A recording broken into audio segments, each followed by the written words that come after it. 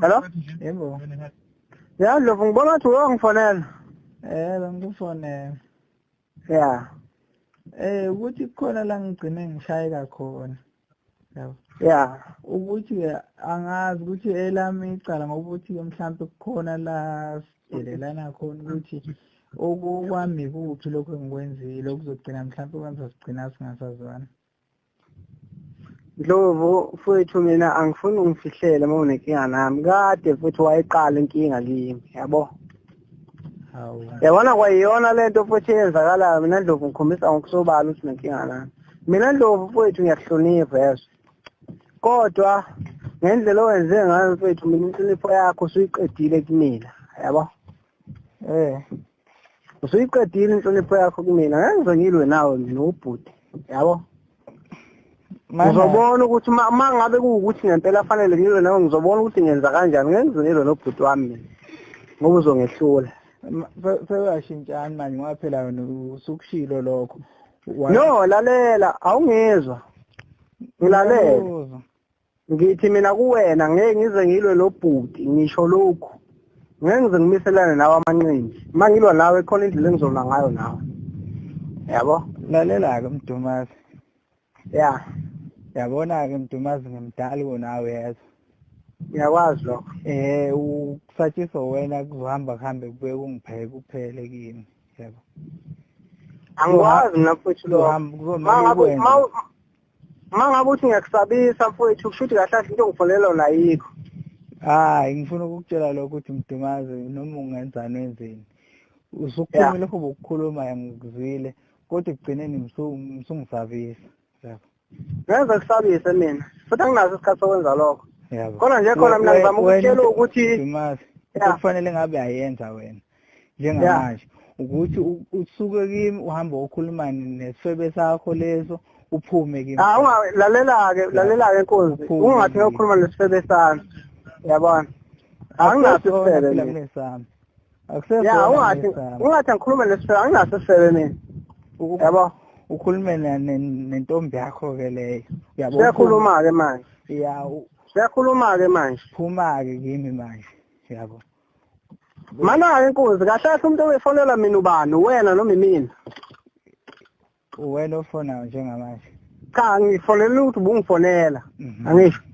Ngiyabuza manje wena ungitshela into ongitshela yona. Lalela ke Ndlovu. Uma kuwukuthi inkunzi uzongitshela lokho manje. Asingakwenzi nje ngathi singabafazi, yabo. Mina Nkosi anginankinga nawe yazi. Yeah. Anginankinga nje nencane nawe. Futhi estudio lapho ngeke ngize ngisatshiswe wena ukuthi ngizoza khona. Angaze ngikhuleleke mina emathangeni ngisisibumbu, yabo. Lalela Nkosi, lalela ngitshele mina. Mangabe ukuthi mhlawumbe bahlale bakutshela ukuthi uyinsizwa noma mhlawumbe lezi ibhamu zabafazi ngiyiphathana ngibona ukuthi nosabisa thina. Nkosi mina ungangisabisi mina. Ungangisabisi mina. Umdumazi. Yabo. Wendlova, ukuthi ngikulalela. Lalela. Icala lami kuwe ukuthi ngahlaba intombi yakho. Ilelo. Ayawazi uyihlaba intombi yami ngahlanya. Ilelo icala lami. Ayawazi uyihlaba intombi yami. Ngangazi mina ukuthi intombi yakho mfowethu. Ngangeke ngihlaba. Wena kahle wena Ndlovu uzomoshalela icareer yakho ngoba uyafayisa. Lo mfana osenkandla uyokushiya mhla efa. Ngoba usazofa vele ugijimela umculo wawuthwalela. Wena uqisha naye uthatha impilo zakhe ungazazi.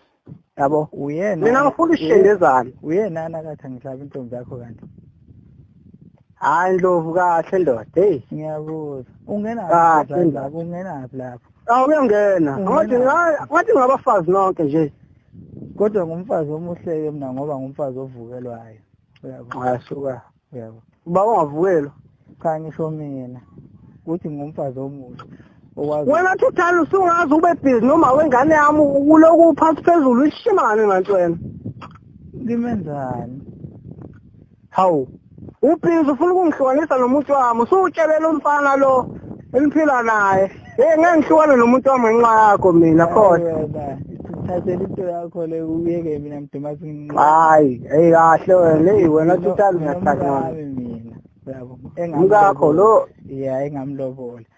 lo gqoki lokungane ama all-star angcolile noma ngathi ugqoka kanjani kodwa nje nina nizibotho kahle nini ngilwisa mina nje nazi ngilwiselani ngizibotho nini ngiyaxolisa futhi ngokuhlaba intombi yakho ngangazi ukuthi hawu uyafisa wena uhlaba intombi yami ngiyokusendela imessage ekhombisa ukuthi usafisa ukuhlaba intombi yami uthi nje ungayithola usuku olulodwa namanga mfana ngeke uyithole wosila ngabo labo lombileni libahlaba abadicukile wale enkali yibo laba bakho ngikukusendela khohla mkhulu ngashaya emhlangeni le yamena hawe kanti umhlangano yini noMdumazi umhlangano lesibhamu uzosifaka ekhanda kuwo abhaye ya ngisaphuthenga i-airtime ubambela kancane kabi iyaphela ile airtime namhlanje ayikho into engizoyenza mfethu ngamane sesisonke okay ya so into eyenzeka ke wena lihle njengoba ungitshela ukuthi laphana kwafika angazi noma i-big nazi noma yini fika odenja abakaze befika umuntu wafika umthunzi kuphela uThuthani wafike wakudla laphana kuleza insuku edla mina ngilalela phela ngazi noma uzongilaya ngikhuluma okay wafike wakudla uThuthani laphana maqede angazi ngiyahiqwiza abafethu ngicela ukuthi ningangizwa kahle alright wakudla usuku lokuqala wakudla usuku esilwazi wakudla even fanele siye laphana lokunganini sesiyushaya ishow yokugcina waphinde wakudla futhi wazi wakuthengela ithikithi usho njalo uThuthani ngikaze ngikhuluma ngethikithi amathiki ngangivela mina ngamnikeza nje kunalento othi wazi wamthengela ukuthi wazi wamenza ikhanda wahamba okwenza ikhanda ngomgqibelo ya okay emveni kwalapho ke uthi into eyenzeka uma ngabe kuthatha ekhaya wena muntu owawukade ufuna ukuhamba naye hayi lento ongitshela yona wena ukuthi uyena owayekade ethi hambani emantshintshini khuluma ke sithando sami ukuze ngizokwazi ukuthi njengamanje ungagcini sengizonda uThuthani ungagcini sengizonda wena ngifuna ukwazi ukuthi kwenzakalani yabo ngoba angifuni ukuthi ngigcine sengikhole ezibhanyeni kungenasidingo ngisemgwaqweni njengamanje angifuni ukuyisa imoto khuluma Thutha ngisho khona bhuti ne yebo angithi ngibona ukuthi ngidala kangakanani ya ngingane ngizokuhlonipha ngakho konke wafika lo bhuti ekuthiwa umthunzi khona ubhuti akayihamba naye ngambuza kuwe ngathi ubani wathi wena yilabo bebhinazi kangani angibazi-ke mina angimazi nokuthi ubani okay sano sami asikhulume lokhu kuqala uThuthani wakubhepha noma wakubhethanga akazange ngibele ukhulume naye akazange sithe ngibele ukhuluma iqiniso wafuna ungixabanisa noMdumazi ngixabanise noma ungahleka futhi ngibele usiqiniso mana lihle umuntu ongafanele acabane noMdumazi mina ngoba mina webhuti mamela manini nayo into ngicela ukuthi ungilalele ne mina ngicela ukuthi ungilalele sibadala yakho lihle yeke khuluma uThuthani okay angifanele ngizothini okay ngilana uMdumazi yabo mina ngangixabane nawe ngixabaniso lihle kodwa mhlawumbe okay afike lapho bhuti ngifuna mina ukuthola iqiniso elilodwa before sithi procedure ulihle wambhepha ngithi yebo